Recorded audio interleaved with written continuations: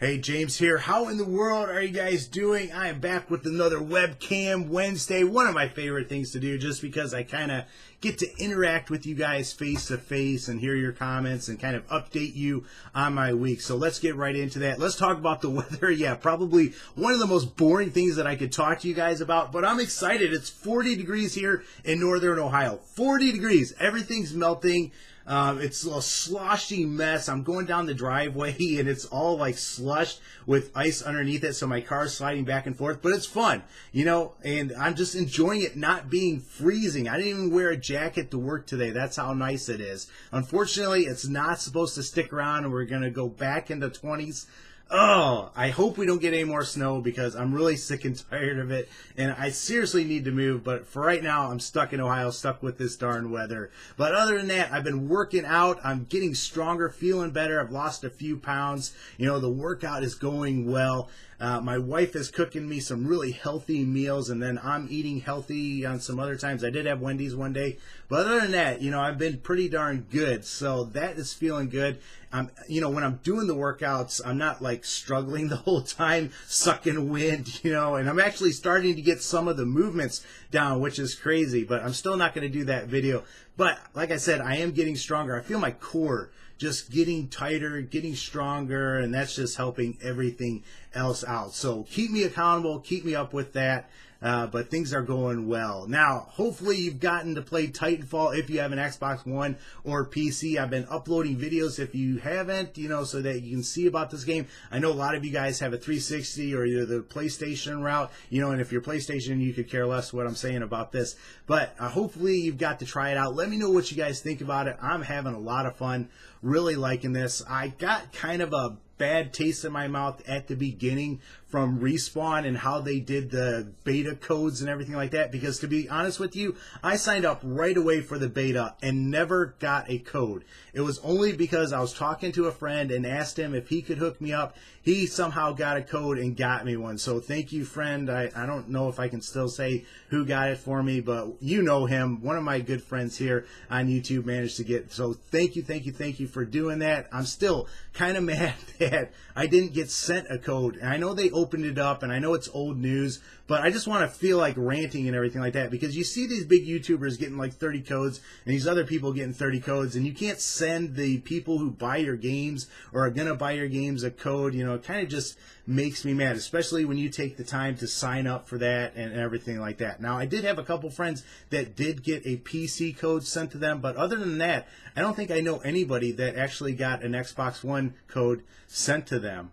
Besides the big YouTubers. Now, you know, I understand why they give those to the big YouTubers. It's free advertising. If I had a game, I would definitely give it to people that were getting millions of views, you know, and everything like that. But still, it's just kind of frustrating. But smart move, opening it up to everybody. So hopefully you've got the chance to check it out. I've got a really cool video, hopefully a really cool video coming out tomorrow when I want to talk about what Titanfall can do to keep fresh, because I told you in a previous video that I'm worried about this game getting a little bit old, but I've been hearing some new things that they're going to have in the game, so I want to share those things with you, and I also want to talk about what I think they could do. Obviously, it's too late for the game, but maybe in a future release or, you know, something else along the lines, maybe they can make it better. But other than that, I heard that Microsoft is finally releasing their headset chapped adapter, whatever you want to call that thing. You know, no more putting on your gaming headset and then putting that cheap headset that they give you, you know, because you spent $500, they give you that nice cheap headset right here so that you can talk to people and steal your game audio. No more doing that, you know, so thank you, Microsoft, for doing it. First of all, I'm a little bit mad because you didn't have it available for at launch. Seems like you just kind of rushed through and missed some very important things. So, you know, duh on your part for not doing that. But then, all right, get this. They are charging $25 for this thing. $25 for this thing. Luckily, I knew somebody that made one for me. I tell you what, if you can get somebody to make one or if you can do one yourself, do it that way, because $25 for that thing is just ridiculous. It's a ripoff, and shame on you, Microsoft, for doing it. Shame on you for not charging like $10 for that adapter. I tell you what, Microsoft is just making me madder and madder, but I don't want to get off on a whole big other rant or anything like that, so let me just stop right there. But I wanted to finish this talk answering a question that somebody sent me, and it's somebody that's struggling with cussing and swearing, and they'd like to quit doing that. So if that's you, I want to give you some advice. I used to swear all the time. I worked in fast food, and it's just kind of something that I picked up. I never swore at home. Man, if I swore, my mom would have backhanded me across the room, and I would have never lived through that. I swore once, and I regretted that, and I never swore again around my mom. I still would never swear to this day, even being almost 40 years old around my mom.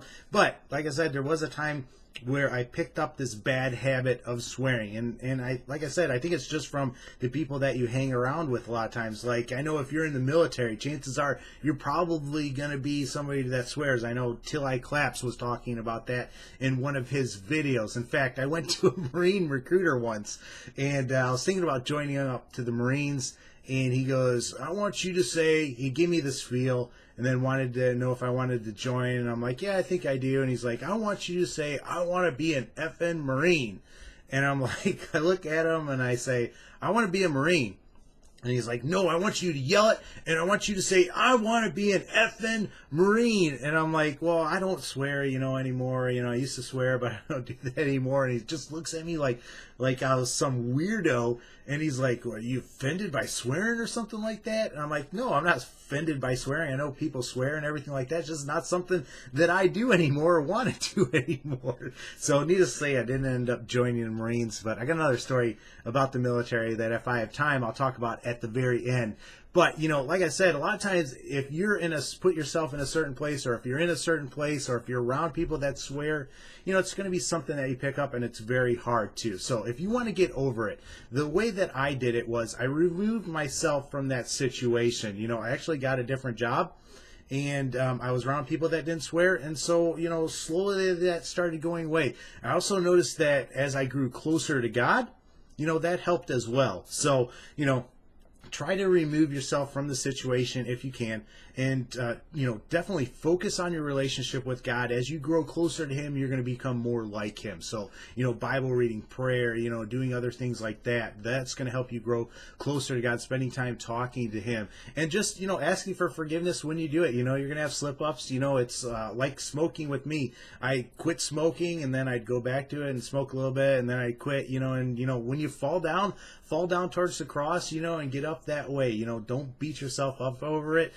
Same thing with pornography. Just the closer you grow to God, the easier it's going to be to step away from those things, and the more He's going to change you. But another practical tip for you guys, and maybe you're not a Christian, is have people that hold you accountable. All right, the Bible talks about not only our language, but it talks about how we speak, and making sure that our words build people up. So that's honestly one thing that I struggle with.